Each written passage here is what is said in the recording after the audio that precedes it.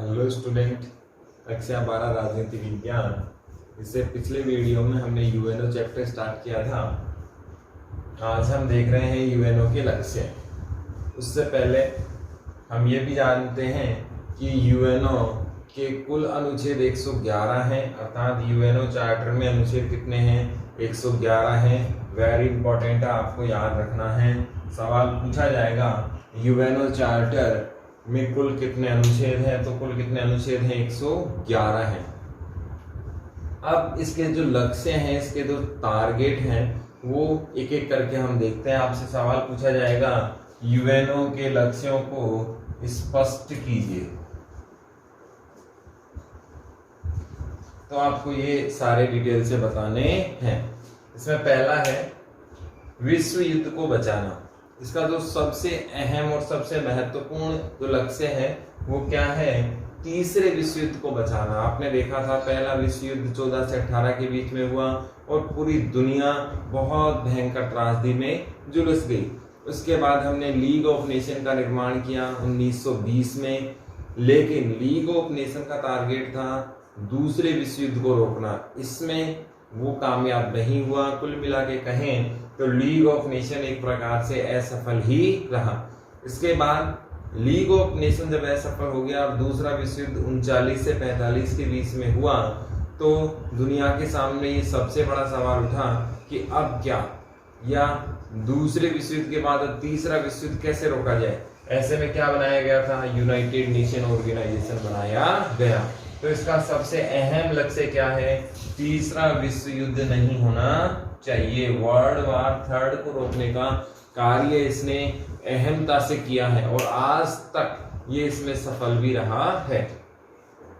सभी को समान मूल अधिकार। ये चाहता है कि दुनिया के किसी भी क्षेत्र में मानव जाति के अधिकारों का उल्लंघन ना हो, चाहे स्त्री पुरुष हो, चाहे जाति आधारित हो, चाहे क्षेत्रीय आधारित हो, चाहे वर्ण आधारित हो, संप्रदाय आधारित हो, किसी भी प्रकार का भेदभाव नहीं होना चाहिए। सबके मूल अधिकारों की क्या होनी चाहिए? सुरक्षा होनी चाहिए। और सबसे बड़ी बात इक्वलिटी, समानता सबको मिलनी चाहिए। जाति आधारित हिंसा नहीं होनी चाहिए, नस्ली आधारित हिंसा नहीं होनी चाहिए, मानवाधिकारों का उल्लंघन नहीं होना चाहिए। कोई भी सरकार अपने देश के लोगों को मानवाधिकार उल्लंघन नहीं कर सकती। ये भी बात विशेष तौर पर ध्यान दिया जाता है और अमेरिका जैसे देश इस चीज का लाभ भी उठाते हैं। इराक में हमने ये देखा था कि अमेरिका ने मूल अधिकारों के नाम पर ही हमला किया था। तो यूएनओ का ये भी एक बहुत इंपॉर्टेंट लक्ष्य है कि किसी भी देश का मानव क्यों ना हो, क्योंकि यूएनओ ने पूरी दुनिया को एक विश्व ग्राम बना दिया है। पूरी दुनिया किस में कन्वर्ट हो गई है? एक गांव में कन्वर्ट हो गई है और वो सारे सदस्य उसके क्या हैं? ग्रामवासी हैं। विश्व क्या है? ग्रामवासी हैं। सदस्य राष्ट्र सब लोग इसके ग्रामवासी हैं। तो सभी जो देश हैं उनके अंदर ऐसी व्यवस्था होनी चाहिए जिसमें कोई भी व्यक्ति किसी के अधिकारों का उल्लंघन ना कर सके। सरकार नहीं कर सके, एनजीओ नहीं कर सके, सामाजिक संगठन ना कर सके। ये सारी व्यवस्था कौन देखता है? यूएनओ देखता है। बहुत सारी संस्थाएं इसकी देखती हैं। संधि समझौतों का आदर, ये भी एक बहुत इंपॉर्टेंट बात है। अंतरराष्ट्रीय धरातल पर दो या दो से ज्यादा समूह राष्ट्रों में क्या होती हैं? संधियां होती हैं। ये संधियां बड़ी इंपॉर्टेंट होती हैं। शक्ति संतुलन के लिए होती हैं, शांति के लिए होते हैं, अधिकारों की रक्षा के लिए होती हैं, मानव जाति को संघर्ष से बचाने के लिए होती हैं, कुल मिला के झगड़े को मिटाने के लिए भी होती हैं। ये संधियां होने के बाद शांति होती है, लेकिन कई बार वर्चस्व के कारण, कई बार दादागिरी के कारण ये कहीं ना कहीं ऐसी स्थिति हो जाती है कि ये संधियां तोड़ दी जाती हैं या इन संधियों को नहीं माना जाता। जैसे चाइना की बात करें तो चाइना ने कुछ समय पहले कहा कि यूएनओ ने चाइना पर आरोप लगाए कि आप हाफिज सईद जैसे आतंकवादी का समर्थन क्यों कर रहे हैं, क्योंकि आतंकवाद कहीं किसी के लिए सही नहीं है। तो चाइना ने क्या कहा कि यूएनओ के सदस्य राष्ट्रों की जितनी जनसंख्या है उससे कहीं ज्यादा मेरी जनसंख्या है, इसीलिए मैं ही क्या हूँ? यूएनओ हूँ। एक प्रकार से ये ताना था, एक प्रकार से दादागिरी उस संधि को तोड़ने वाले कार्य थे। जैसे सिंधु जल समझौते की शर्तों का आरोप भारत पर मढ़ा जाता है। शिमला एग्रीमेंट कभी पाकिस्तान मानता ही नहीं है। कारगिल के बाद जो एग्रीमेंट हुए उनको मानता ही नहीं है। तो कहीं ना कहीं जो अंतरराष्ट्रीय समझौते हैं अपने जाधव साहब को जिन्होंने पकड़ रखा है, पाकिस्तान की जेलों में बंद हैं, उनको वियना संधि की, जिनेवा संधि की हम बात करें, जिसमें युद्ध बंदियों के क्या क्या अधिकार होंगे, उसमें स्पष्ट उल्लेख है कि यदि कोई देश किसी देश के सैनिक को पकड़ लेता है तो उसके साथ कैसा व्यवहार किया जाएगा, ये उस पूरे समझौते में डिटेल से लिखा गया है। लेकिन पाकिस्तान जैसे देश ऐसी संधियों का आदर नहीं करते, इसके कारण विवाद बढ़ता है।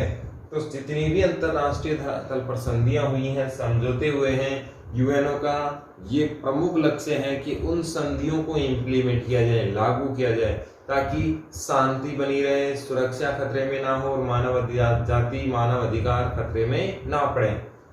बेहतर जीवन स्तर, ये भी एक इम्पॉर्टेंट चीज है। आप जानते हैं आज सबसे ज्यादा जो झगड़ा है वो है लाइफ स्टैंडर्ड का, अच्छी जीवन जीने के लिए। तो जो बेहतर देश है, अच्छे देश हैं, वहां पर क्राउड ज्यादा हो जाएगी। अमेरिका है, ब्रिटेन है, फ्रांस है, न्यूजीलैंड है, नॉर्वे है, बहुत अच्छे लाइफ स्टाइल यहाँ पर हैं। तो पूरी दुनिया के देश इनकी तरफ आकर्षित होंगे। तो ये कैसे रस को कंट्रोल कर पाएंगे, कैसे अपनी जीडीपी को कंट्रोल कर पाएंगे, कैसे अपनी बहुत सारे संसाधनों को कंट्रोल कर पाएंगे, क्योंकि इन पर बोझ पड़ेगा। ऐसी स्थिति में हर देश में कोई ना कोई ऐसी व्यवस्था की जाए जिससे जीवन स्तर बेहतर करने के प्रयास आसानी से हो सके। ये भी कौन देख रहा है? यूएनओ देख रहा है। इसमें स्वास्थ्य से संबंधित मामले हैं, शिक्षा से संबंधित मामले हैं, रोजगार से संबंधित मामले हैं, बहुत सारी महामारियों से लड़ने के कार्य हैं। ये सब यूएनओ की एजेंसियां देखती हैं, इसलिए आसानी से जीवन यापन करना क्या हो जाए, संभव हो जाए और एक बेहतर जीवन मानव जाति को मिल सके। इसमें आपने देखा होगा यूएनओ ने बहुत बार महामारी में बहुत अच्छा काम किया है, प्राकृतिक आपदाओं में बहुत अच्छा काम किया है, शांति सेना ने भी बहुत अच्छा काम किया है। कुल मिला के ये कहा जाए कि मानव जाति की सुरक्षा के लिए, मानव जीवन के बेहतर भविष्य के लिए यूएनओ हमेशा तत्पर रहेगा। ये किसका लक्ष्य है? यूएनओ का लक्ष्य है। तो इसने यहाँ से सवाल क्या क्या बने? यूएनओ के प्रमुख लक्ष्य स्पष्ट कीजिए, किन टारगेट्स को लेकर यूएनओ बनाया गया। इसमें पहला सवाल तो यहाँ से बनता है, यूएनओ के चार्टर में कितने अनुच्छेद हैं? 111 अनुच्छेद हैं। विश्व युद्ध बचाने के लिए, तीसरा विश्व युद्ध ना हो इसके लिए कौन सा संगठन बनाया गया? 24 अक्टूबर 1945 को क्या बनाया गया था? यूएनओ बनाया गया। सभी के मूल अधिकारों की रक्षा होनी चाहिए, वो किसी भी देश का नागरिक क्यों ना हो। जितनी भी विश्व स्तर पर संधियां, समझौते जितनी भी टिकी हुई हैं, उन सब का आदर होना चाहिए, सम्मान होना चाहिए, कोई भी देश उनका उल्लंघन नहीं करना चाहिए। इस बात की देखरेख कौन करता है? यूएनओ करता है। लाइफ स्टैंडर्ड अच्छा होना चाहिए। इसमें लाइफ स्टैंडर्ड का मतलब स्टाइलिश नहीं है, ये है आम जीवन, मूलभूत सुविधाएं सबको मिलनी चाहिए। यूएनओ वाले चैप्टर में अगला इसका टॉपिक है यूएनओ के उद्देश्य। अब लक्ष्य और उद्देश्य वैसे तो लगभग सेम ही होते हैं, इनको कंबाइंड भी किया जा सकता है, लेकिन इंडिविजुअल अगर पूछा जाए तो इसे हम सेपरेटेड भी कर सकते हैं। उद्देश्य की बात करें तो इसका उद्देश्य है अंतरराष्ट्रीय शांति और सुरक्षा को स्थापित करना। आप जानते हैं दो देशों के मध्य बहुत सारे मामलों को लेकर विवाद है और भारत के तो लगभग पड़ोसियों से ही हमेशा दुश्मनी रही है। भारत का कोई भी पड़ोसी सहयोगी नहीं है। जैसे पाकिस्तान हमारा लाइफ टाइम अचीवमेंट दुश्मनी है अवार्ड ले चुका है। चाइना है, हमेशा परेशान करता है हमें। पहले बांग्लादेश से भी हमें परेशानी थी, लेकिन अभी वहाँ का प्रशासन बहुत अच्छा है। हमारे समझौते हुए 162 गलियारा विवाद वहाँ से मिटा। म्यांमार भी अपनी धरती आतंकवादियों को देता है भारत के विरुद्ध, क्योंकि वो चीन की सह में आने वाला देश है और कहीं ना कहीं यहाँ पर बहुत सारी आतंकी गतिविधियां इस म्यांमार के बॉर्डर जो जंगली इलाका है उन क्षेत्रों में होती हैं। इसके बाद अगर हम बात करें श्रीलंका, तो श्रीलंका से भी बहुत सारे लिट्टे जैसे संगठन सक्रिय रहे। अभी तो उनका खात्मा कर दिया गया है। 2009 से शांति वार्ता उनके बीच हुई, वो विवाद सुलझ गया है, लेकिन श्रीलंका भी कहीं ना कहीं चीन के पक्ष में हमारे विरुद्ध काम करता है। बांग्लादेश भी कहीं ना कहीं चीन के प्रभाव में आकर कई बार हमारे खिलाफ स्टेटमेंट देता है। नेपाल अभी ओली जो है वो भारत विरोधी गतिविधियां कर ही रहे हैं। पूरी दुनिया को पता है, जग जाहिर मामला है कि ओली अपने नेपाल के भूभाग पर चाइनीज सेना को अधिकृत करना चाह रहे हैं, उनको सौंप रहे हैं, बिल्डिंगें बन रही हैं, एयरपोर्ट्स बन रहे हैं, और इसमें सिर्फ वन साइड फायदा चीन का है। नेपाल को लग रहा है कि उनके यहाँ विकास हो रहा है, लेकिन कहीं ना कहीं चाइना ये चाहता है कि थर्ड फ्रंट वो खोले। फर्स्ट फ्रंट चाइना खुद है, सेकंड फ्रंट पाकिस्तान से, और थर्ड फ्रंट नेपाल की तरफ से वो खोलना चाह रहा है कि भारत के सामने इतने युद्ध क्षेत्र तैयार कर दिए जाएं कि भारत को समझ में ही नहीं आए कि भारत को युद्ध कहाँ से लड़ना है। लेकिन उन्हें शायद पता नहीं कि पहली बार उनका मुकाबला शेरों से हो रहा है, और जब शेर का आक्रमण खुले जंगल में देखा जाता है तो वो बड़ा खतरनाक होता है। सबसे बड़ी किसी भी देश की पॉलिसी में होती है इच्छा शक्ति, दृढ़ इच्छा शक्ति। अगर कोई कुछ करना चाहे तो वियतनाम भी अमेरिका को हरा सकता है, वियतनाम जैसे देश चाइना को बैकफुट पे ला सकते हैं, अफगानिस्तान जैसे देश में रसिया असफल हो सकता है, तो होने को कुछ भी पॉसिबल हो सकता है। भारत का आकलन पूरी दुनिया आज भी 62 के आधार पर करती है, लेकिन वास्तविकता ये है कि आज भारत महाशक्तियों में शामिल हो चुका है। और सबसे बड़ी बात है हमारे यहाँ की दृढ़ इच्छा शक्ति। जब हमारे यहाँ फर्स्ट वर्ल्ड वार में बंदूकों के सामने तलवारों से हमने लड़ाई लड़ ली थी, तो कहीं भी कुछ भी संभव हो सकता है। लेकिन भारत के साथ साथ विदेश नीति में ये हमने स्पष्ट रूप से कहा है कि हम किसका समर्थन करते हैं, अंतरराष्ट्रीय शांति और सुरक्षा का समर्थन करते हैं। और आर्टिकल 51 इसी से संबंधित है। हमने मूल अधिकार मूल कर्तव्य जब पढ़े, उसमें सीधा स्पष्ट बात ये था, नीति निर्देशक तत्वों में जब हमने पढ़ा, क्योंकि 51 में तो नीति निर्देशक तत्व ही है, उसमें नीति निर्देशक तत्व है 51, उसमें स्पष्ट है अंतरराष्ट्रीय शांति और सुरक्षा के लिए हम हर संभव प्रयास करेंगे। भारत आगे बढ़कर कभी भी उकसाने वाली कार्रवाई नहीं करेगा। अब ऐसे में बहुत सारे झूठे आरोप हम पर लगाए जाते हैं, वर्तमान में भी लगाए जा रहे हैं, लेकिन पूरा अंतरराष्ट्रीय मीडिया जानता है, पूरी दुनिया जानती है कि भारत ने आगे बढ़कर कभी किसी से कोई हमला नहीं किया है। भारत ने डिफेंस में कार्रवाई की है, अपनी सुरक्षा के लिए कार्रवाई की है, और अपनी सुरक्षा करना बहुत जरूरी है। तो अंतरराष्ट्रीय शांति सुरक्षा को लेकर यूएनओ का क्या पॉइंट ऑफ व्यू है? यूएनओ ने ये लक्ष्य निर्धारित किया है कि हर समझौते को शांति से समझाना है, हर विवाद को शांति से समझाना है, सुरक्षा को इम्पोर्टेंस बनाना है, और हर हाल में मानव जाति की विश्व के मध्य युद्धों को रोकना है। अब सवाल उठता है कि यूएनओ 4 युद्ध भारत पाकिस्तान से लड़ चुका है, 1 युद्ध चाइना से लड़ चुका है, आर्मेनिया अजरबैजान युद्ध करंट में चल रहा है, चाइना भारत युद्ध अभी तैयार है। तो कहीं ना कहीं इन चीजों को क्यों नहीं रोक पा रहा है? इसका मुख्य कारण क्या है? यूएनओ में महाशक्तियों का लालच। अमेरिका जैसे देश अपना लालच देख रहे हैं, चाइना जैसे देश अपने लालच को देख रहे हैं, और इसका यदि पुनर्गठन हो और भारत जैसी महाशक्तियों को भी वीटो शक्ति दे दी जाए या इसे समाप्त कर दिया जाए, तो कहीं ना कहीं इन देशों पर लगाम लगाई जा सकती है। यूएनओ में महाशक्तियों का वर्चस्व एक अलग फैक्टर क्रिएट करता है, और महाशक्तियां भी चाहती हैं कि नया शक्ति का केंद्र नहीं बनना चाहिए। जैसे भारत जैसे देश हैं, वो नए सेंटर्स अगर बनते हैं पावर के, तो ये कहीं ना कहीं महाशक्तियों को चैलेंज करने लग जाएंगे। ऐसी स्थिति में उन्हीं के सामने संकट का सामना करना पड़ेगा। इसीलिए भारत जैसे देशों को शक्ति का केंद्र नहीं बनते हुए देखना चाहते। यूएनओ में शक्ति संतुलन बनाए रखने के लिए कहीं ना कहीं इसका पुनर्गठन होना चाहिए, जिससे से अंतर्राष्ट्रीय शांति और सुरक्षा बन सकती है, लेकिन इसके लिए कोई प्रयास नहीं किए गए हैं। हम उद्देश्य की बात करें तो अंतर्राष्ट्रीय शांति और सुरक्षा को बनाए रखना इसका प्रमुख उद्देश्य है, और इसमें ये आज तक सफल भी रहा है, क्योंकि तीसरा विश्व युद्ध अभी तक नहीं हुआ है। लेकिन वास्तव में प्रासंगिकता की बात करें तो इसमें अभी बहुत कमी है, क्योंकि इतने संघर्ष चल रहे हैं। ईरान इराक संघर्ष की बात करें, ईरान अमेरिका के संघर्ष की बात करें, इजराइल इस्लामिक की बात करें, फिलीपींस की बात करें, इजराइल फिलीपींस की बात करें, जॉर्डन गाजा पट्टी विवाद की बात करें, चाइना और उसके पड़ोसियों की बात करें, जापान चाइना संघर्ष की बात करें, दुनिया भर के संघर्ष अंतरराष्ट्रीय धरातल पर आज भी स्थापित हैं। तो व्यवहारिक रूप में ये कम है, लेकिन कहीं ना कहीं अंतरराष्ट्रीय शांति सुरक्षा के लिए इसने बहुत जबरदस्त प्रयास किए हैं, और ये इसका परम लक्ष्य है, परम उद्देश्य है। इसके बाद दूसरे की बात करें आर्थिक, सामाजिक, सांस्कृतिक किसी भी समस्या का समाधान होना चाहिए, हर हाल में करना है। ये किसका उद्देश्य है? यूएनओ का है। अब इसमें आर्थिक समस्या की बात करें तो आपने नाम सुना होगा सोमालिया। ऐसा सुनने में आया है कि वहाँ खाने के समस्या बहुत ज्यादा है, शुद्ध पानी नहीं है, बहुत भयंकर त्रासदी है। दुनिया के 25 से 32% आबादी भूखी सोती है आज भी। इतना भयंकर स्थिति आज वर्तमान में है।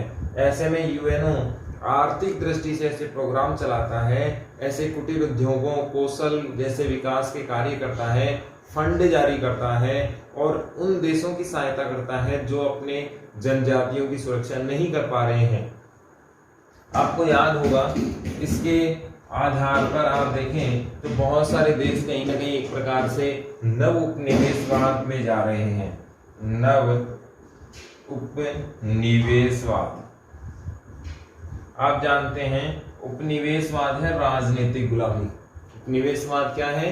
राजनीतिक गुलामी। किसी भी देश की शक्ति, सरकार पर नियंत्रण किसी और देश का हो जाना क्या कहलाता है? उपनिवेशवाद। लेकिन नव उपनिवेशवाद क्या कहलाता है? किसी भी देश पर आर्थिक नियंत्रण होना क्या कहलाता है? नव उपनिवेशवाद कहलाता है। तो नव उपनिवेशवादी विचारधारा नहीं आए, इसीलिए लगातार कार्य कौन कर रहा है? यूएनओ कर रहा है। आर्थिक के बाद अगर देखें सामाजिक और सांस्कृतिक किसी भी समस्या का समाधान यूएनओ का उद्देश्य है। सामाजिक समस्याओं में से हम देख सकते हैं एक जगह का नाम है बोत्सवाना। बोत्सवाना HIV एड्स से संबंधित सबसे ज्यादा लोग पूरी दुनिया में यहीं रहते हैं, यानी कि हर तीसरा आदमी HIV एड्स ग्रसित इस देश में, इस जगह पर है। और ऐसी सामाजिक समस्याओं को लेकर भी यूएनओ बहुत अलर्ट है। सांस्कृतिक, आप जानते हैं तुत्सी जनजाति के 5 लाख लोगों को मार दिया गया था सांस्कृतिक आधार पर ही। तो कहीं ना कहीं ऐसी समस्याएं, इसका उद्देश्य इनका समाधान निकालना बहुत जबरदस्त तरीके से यूएनओ का प्रमुख लक्ष्य है। समान अधिकारों के लिए आदर और मित्रतापूर्ण संबंध। यूएनओ हमेशा प्रयास करता रहा है कि दो देशों के मध्य विवाद कम से कम हो, दोनों के संबंध एक दूसरे से मिलते हों, एक दूसरे का आदर करें, उनमें मित्रता हो। इसीलिए लगातार उनमें मीटिंग होनी चाहिए, लगातार बातचीत होनी चाहिए, एक दूसरे पर ट्रस्ट हो, एक दूसरे का सहयोग हो, अंतरराष्ट्रीय आधार पर वो सहयोग करें। इसके आधार पर क्या होंगे? एक दूसरे के बराबर के अधिकार होंगे, एक दूसरे के बारे में गलतफहमी नहीं होंगी, गलत कमेंट्स नहीं होंगे, भड़काऊ भाषण नहीं होंगे। इससे सीने तनाव में क्या आएगी? कमी आएगी। इसका सबसे बड़ा फायदा होगा, संकट को टाला जा सकता है। ऐसे बहुत सारे कार्य किए जा सकते हैं जिससे अंतरराष्ट्रीय शांति संभव हो सकती है। इसमें एक कार्य ये भी है कि प्रत्येक देश एक दूसरे का आदर करे और उनके संबंध मित्रतापूर्ण होने चाहिए। उद्देश्य की प्राप्ति हेतु सुव्यवस्थित कार्य करना। अब इसमें यह भी है कि यूएनओ लगातार ऐसे कार्य करे, एक प्लानिंग के साथ करे, जिससे इसके लक्ष्य पूरे हो सकें, उद्देश्य पूरे हो सकें और जिन कार्यों के लिए हमने यूएनओ बनाया है वास्तव में वो सारे कार्य इसमें पूरे आसानी से हो जाएं, हम हर टारगेट अचीव कर सकें। ये यूएनओ का लक्ष्य है। और यूएनओ अपने लक्ष्यों को लगातार रिकॉल भी करता है, देखता है, समीक्षा बैठकें होती हैं और उसमें यह तय किया जाता है कि जो टारगेट्स हमने रखे थे वो वास्तव में कितने प्राप्त हुए, कहां तक हम इन्हें और आगे लेके जा सकते हैं। कुल मिला के ये देखा जाए तो यूएनओ अपने लक्ष्य उद्देश्य को लेकर बहुत चिंतित है, बहुत दृढ़ संकल्पित है। यहाँ से सवाल क्या क्या बनेंगे? दुनिया में सबसे ज्यादा HIV एड्स से संबंधित या ग्रसित जगह कौन सी है? बोत्सवाना है। दुनिया की बहुत सारी महामारियों को लेकर काम कर रहा है यूएनओ। आपको याद होगा सार्स फ्लू जो बीमारी आई थी उसको लेकर बहुत जागरूक रहा। आपने देखा होगा पल्स पोलियो अभियान में बहुत बड़ा इसका योगदान था। बहुत सारी महामारियां जो लकवे से संबंधित थी उन पर भी इन्होंने बहुत फोकस किया। अभी वर्तमान में टिड्डी को लेकर भी यूएनओ के बहुत सारे अभियान चले हैं। कि दुनिया की आधी आबादी के लिए खाने की समस्या हो जाएगी अगर ऐसे जीव आएंगे तो यूएनओ ने बहुत बड़ा अभियान इसको लेकर भी बहुत सारे रेगिस्तानी प्रदेशों में चलाया है। इसको लेकर बहुत सारे कार्य यूएनओ करता है। हर बार अंतरराष्ट्रीय स्तर पर सुरक्षा की दृष्टि से, स्वास्थ्य की दृष्टि से, राजनीति की दृष्टि से नियमित रूप से बैठकों का संचालन करता है। दुनिया के लीडर इन देशों इन संगठनों में आते हैं, अपनी राय रखते हैं। अभी नरेंद्र मोदी जी ने भी कुछ ही दिन पहले इसमें अपनी राय विस्तार पूर्वक रखी है। मोदी जी ने यूएनओ में दोबारा से संगठन और शक्ति का संतुलन करने की बात कही है कि इसे दोबारा से बनाया जाना चाहिए। भारत जैसे देशों को प्रतिनिधित्व ज्यादा मात्रा में मिलना चाहिए। तो यूएनओ का उद्देश्य से सीधा सवाल बनता है, यूएनओ के प्रमुख उद्देश्य कौन कौन से हैं? एक, जनसंहार जिसका हुआ उसका नाम पूछ सकता है, तुलसी जनजाति। अंतरराष्ट्रीय शांति और सुरक्षा, भारत के परिप्रेक्ष्य में यदि पूछा जाए तो यह आर्टिकल 51 आता है कि भारत के संविधान के कौन से आर्टिकल में अंतरराष्ट्रीय शांति और सुरक्षा का मुद्दा है, तो 51। अंतरराष्ट्रीय धरातल पर पूछा जाए तो यूएनओ का ये प्रमुख क्या है, उद्देश्य है।